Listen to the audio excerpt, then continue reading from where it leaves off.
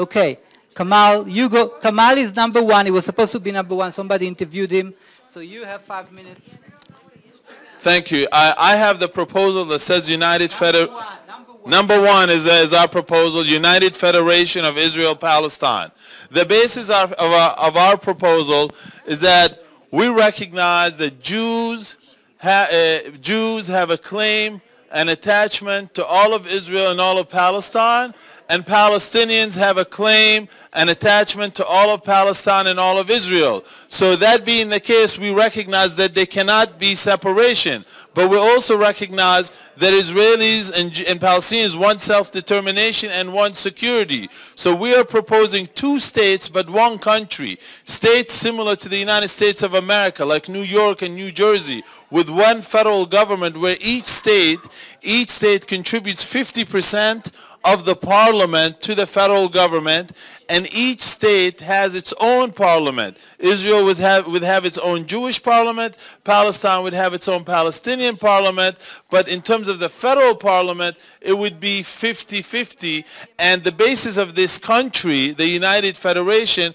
would be the free movement of labor and people. That means everyone can live and work where they want to, they can travel where they want to, and we recognize that this will cause probably anxiety to a lot of people, thinking if there's a sudden movement of people from one state to others, so we allow each state to limit the number of people who move to it permanently to no less than 50,000 per year.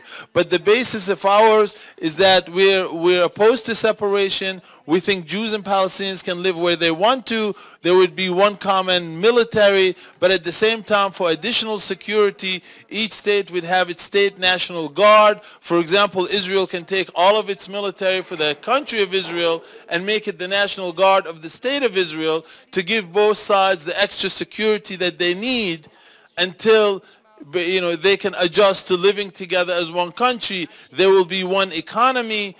People like settlers stay. There will be no movement of settlers. All Palestinians and all Jews all over the world will be allowed to move to Israel, Palestine. There will be self-determination. Jews will be allowed to have self-determination in Israel as a Jewish state.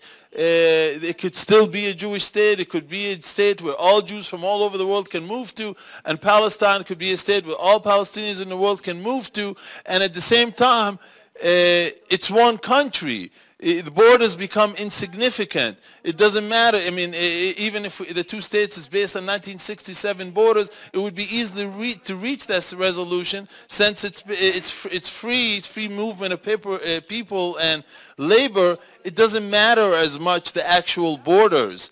And this is the only plan we felt that gives both sides most of what they want. Since Palestinians have attachments to all of Israel, the fact that they can go back and forth as they please, they can live where they want to as please, the fact that Israelis have attachment to all of Judea and Samaria, the fact that they can live there, borders don't become as significant, the borders become less significant. The fact that Jerusalem will be the capital of that country, Jerusalem will not be an issue anymore. Everyone can go to Jerusalem, everyone can live in Jerusalem, and this is what we're asking for. We're asking for equality under the law, and yet we're given protection and security and independence and self-determination for both people to live as they want to, as they feel they need to. And by the way, we are also having another conference on December 9 in Beit Jala that focuses more on these type of solutions like federation and confederation, and we invite you to come to that also. Thank you.